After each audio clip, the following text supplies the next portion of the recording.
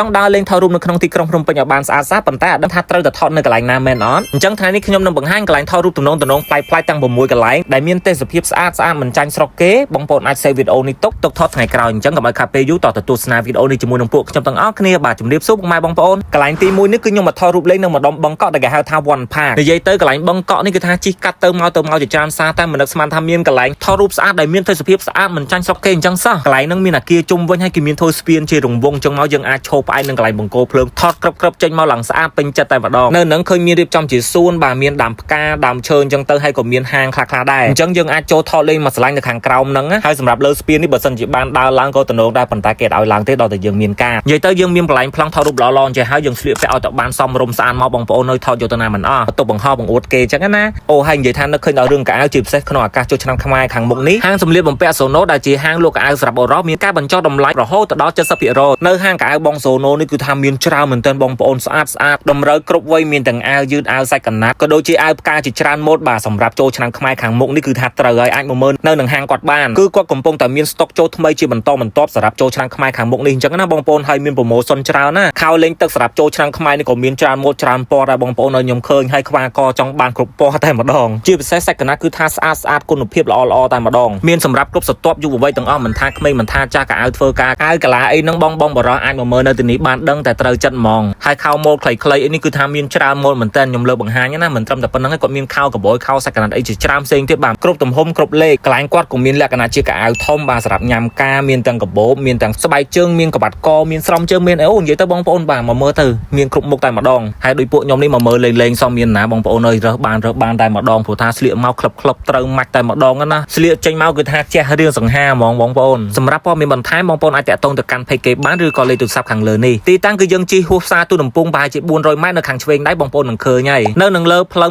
163កាយនឹងផ្លូវ460នឹងឯងកន្លែងទី2គឺខ្ញុំមកកន្លែង connection mall នៅនឹងកោះពេជ្រយើងឡើងពីចំណតឡានមកនឹងឃើញចដៅយន្តពីរវែងទៅមកបែបនេះបងប្អូនថតរូបមកចេញប្លែកស្អាតម្យ៉ាងដែរគឺយើងថតលក្ខណៈ style ជិះចដៅ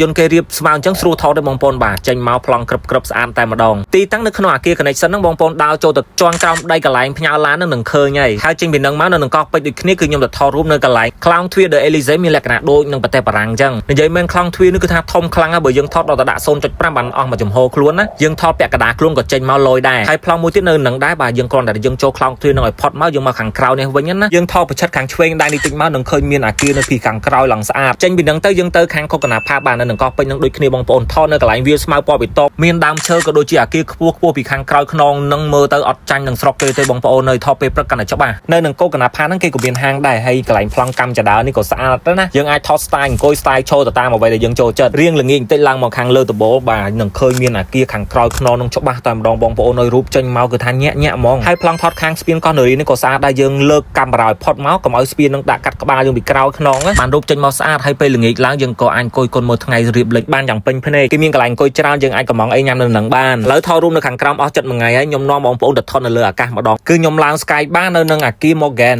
យើងឈរថតនៅជ្រុងខាងនេះយើងឃើញមានវាំងហើយជាមួយនឹងទន្លេនៅខាងក្រោយខ្នងយើងជាពិសេសកន្លែងប្រសពគ្នានៃទន្លេមុខ4យើងនឹងឃើញទឹកខណ្ឌគ្នារវាងទន្លេសាបនិងទន្លេមេគង្គហើយយើងក៏អាចអង្គុយគុនមើលថ្ងៃលិចបានយ៉ាងពេញភ្នែកផងដែរនៅលើនឹងគេធ្វើលក្ខណៈដូចជាស្ពានកញ្ចក់ចឹងបងប្អូននៅដើរឡើងប្រហោងពោះហើយនេះកម្ពស់ឡើង230ម៉ែត្របាននៅជាន់ទី48កន្លែងហ្នឹងអ្នកដែលខ្លាចខ្ពស់បាទយើងចង់ដើរលើស្ពានហ្នឹងក៏មើលក្រោមឲ្យសោះយើងមើលតែលើទៅបានហើយបន្ទាប់ពីដើរថតរូបលេងអស់ចិត្តអស់ចង់ហើយក៏ញ៉ាំអីសិនបងប្អូនហ្នឹងហើយយើងអាចកំងអីញ៉ាំតិចតួចនៅខាងលើហ្នឹងចឹងតម្លៃរៀងសមរម្យដែរបរិយាកាសពេលយប់ឡើងគេបើកភ្លើងអូស្អាតខ្លាំងនៅទីនេះបងប្អូននៅ recommend មែនតើហ្មងណាហើយនេះគឺជាលើកទី1ដែលខ្ញុំបានមកលេងនៅកន្លែង Sky Bar ហ្នឹងដោយ Sky Bar គេនេះមានឈ្មោះថា La Vida នៅចំណុចកណ្ដាលគេមានធ្វើដូចជារំយោលភ្លើងតម្លាក់មកបែបហ្នឹងណាហើយមានដេញភ្លើងពណ៌អូនិយាយទៅចម្រុះពណ៌ស្អាតចែងចាំងពេញហ្នឹងតែម្ដងពេលរាត្រីយើងអាចគយគុនមើលក្រុងភ្នំពេញយើងនៅពេលដែលបើកភ្លើងចែងចាំងចឹងទៅថតរូបចេញមកក៏ប្លែកម្យ៉ាងដែរគឺយើងថតរៀងលើកាមេរ៉ាតិចមកបានយើងឃើញ background នៅខាងក្រៅច្បាស់អញ្ចឹងមិនត្រឹមតែឡើងមកថតរូបទេយើងក៏អាចបណ្ដែតអារម្មណ៍ជាមួយនឹងការប្រគំតន្ត្រីយ៉ាងពិរោះកន្លែងចុងក្រោយគេគឺខ្ញុំមកថតរូបនៅនឹងគោលស្ពានកោះនរីនឹងឯងបងប្អូនពេលដែលគេបើកភ្លើងមកចេញជារូបទង់ជាតិកម្ពុជាយើងគឺថាអស្ចារ្យមែនតើអញ្ចឹងសម្រាប់វីដេអូដើរថតរូបនៅទីក្រុងភ្នំពេញបានដល់ទីបញ្ចប់ហើយអរគុណសម្រាប់ការទស្សនាពីដើមដល់ចប់ចាំជួបគ្នានៅវីដេអូថ្មីទៀតណាជម្រាបលា